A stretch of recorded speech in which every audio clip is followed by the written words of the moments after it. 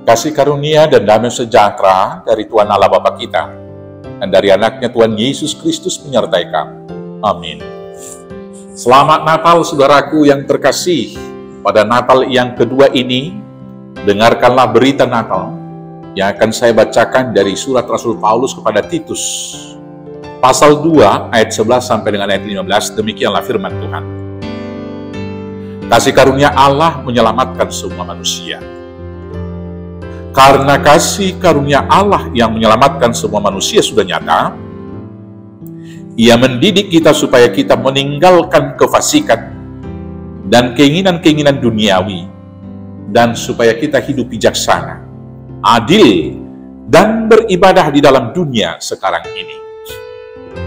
Dengan menantikan penggenapan pengharapan kita yang penuh bahagia, dan penyataan kemuliaan Allah yang Maha Besar dan Juru Selamat kita, Yesus Kristus, yang telah menyerahkan dirinya bagi kita, untuk membebaskan kita dari segala kejahatan, dan untuk menguduskan bagi dirinya suatu umat kepunyaannya sendiri, yang rajin berbuat baik.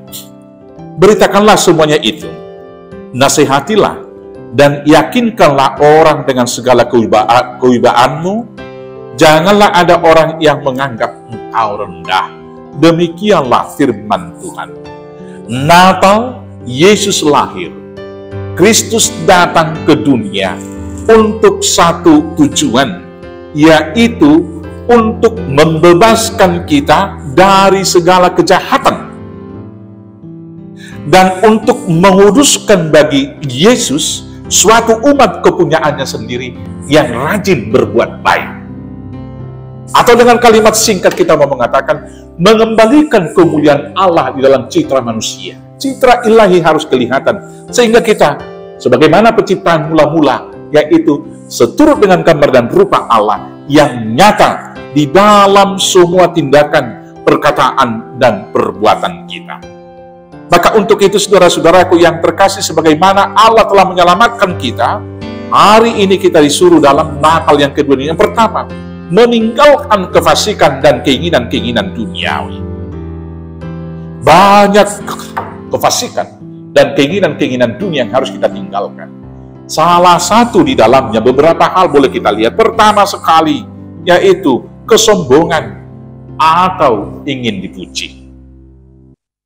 Dari sejak zaman Adam hingga sekarang, manusia sangat senang dipuji. Semua senang dipuji. Tapi hati-hatilah dengan pujian. Bila itu sudah dinikmati, kita akan jatuh kepada keangkuhan dan kesombongan, dan akhirnya merasa diri sendiri yang lebih hebat, yang lebih baik, dan yang lebih layak daripada orang lain. Dan dengan demikian, merasa diri kemudian lebih benar, dan kebenaran kemudian apa yang dipikirkan dan dirasakan.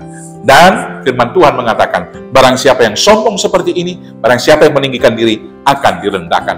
Ini harus kita tinggalkan. Kefasikan yang berikut, yang secara umum, yang sering dilakukan oleh manusia adalah egoisme dan memusatkan hidup pada diri sendiri. Semua gerak tubuh kita seperti itu, menggaruk kepada diri sendiri. Saudara-saudaraku, keinginan ini tentu ada dalam tiap-tiap pribadi kita. Tetapi sebagai umat percaya, kita harus meninggalkan ini. Bukan hanya memusatkan hidup pada diri, tetapi memusatkan hidup kepada Tuhan. Supaya bahkan hidup pribadi saya juga harus menjadi saluran berkat bagi banyak orang. Bukan semua orang harus menjadi berkat bagi saya, tetapi saya yang harus menjadi berkat bagi dunia dan banyak orang. Yang kemudian saudaraku yang terkasih, kefasikan dan keinginan dunia sering sekali mengorbankan orang lain. Karena lebih mengasihi diri sendiri, maka cenderung mengorbankan orang lain. Sama seperti yang dilakukan oleh Adam. Dia mau mengorbankan Hawa demi menyelamatkan diri sendiri. Kefasikan yang demikian harus kita tinggalkan. Yang kemudian saudara-saudaraku yang terkasih, setelah kita meninggalkan kefasikan, firman yang dituliskan oleh Rasul Paulus ini mengajak kita supaya hidup bijaksana, adil, dan beribadah. Dalam setiap saat kita harus memikirkan apakah perkataan-perkataan kita memberkati dan membawa damai sejahtera serta menyenangkan hati Allah. Apakah perkataan-perkataan kita membawa kenyamanan di tengah-tengah persekutuan kita? Kalau perkataan kita membawa kekacauan, lebih baik kita berdiam diri. Itu adalah salah satu kebijaksanaan. Yang kemudian kita harus adil dalam kehidupan ini bahkan kepada sesama. Apakah ukuran adil? Tuhan Yesus dalam khotbah di bukit, di sana dia mengatakan, apapun juga yang kamu inginkan diperbuat orang kepadamu, perbuatlah demikian juga kepada orang lain. Bila kita ingin dihormati, hormatilah orang lain. Bila kita ingin dikasihi, kasihilah orang lain. Bila kita ingin dimaklumi dan diampuni, maklumi, ampuni orang lain. Yang berikut, saudaraku yang terkasih, semua totalitas hidup adalah ibadah. Kepada jemaat di Rom, Paulus mengatakan, serahkanlah hidupmu sebagai persembahan yang kudus, yang hidup, yang berkenan kepada Tuhan. Itulah ibadahmu yang sejati. Artinya, totalitas kehidupan kita adalah persembahan menjadi ibadah syukur bagi nama Tuhan. Karena itu jugalah Paulus mengatakan di dalam suratnya yang lain berkata demikian, segala sesuatu yang kamu lakukan, lakukanlah seperti untuk Tuhan dan bukan untuk manusia.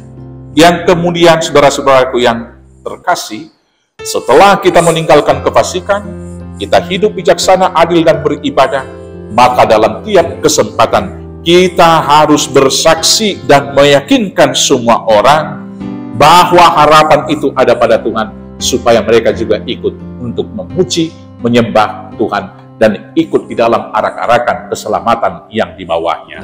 Kiranya kita yang dipanggil dan disuruh untuk tugas tersebut dimampukan oleh Tuhan dengan pertolongan Roh Kudus-Nya. Selamat Natal, Tuhan Yesus memberkati. Amin, kita berdoa. Terima kasih Bapa, karena Tuhan telah menyelamatkan kami, menguduskan kami menjadi umat kepunyaan, menjauhkan kami dari hidup kefasikan, untuk dipanggil hidup bijaksana, adil, dan beribadah, dan meyakinkan orang dengan hikmat yang Tuhan beri kepada kami, agar mereka juga percaya kepada Tuhan. Maka urati, mampukan, dan pimpin kami melakukan tugas ini hanya di dalam nama Yesus Kristus, Tuhan Juru Selamat kami yang hidup. Amin. Selamat Natal. Tuhan Yesus memberkati. Horas, horas, horas.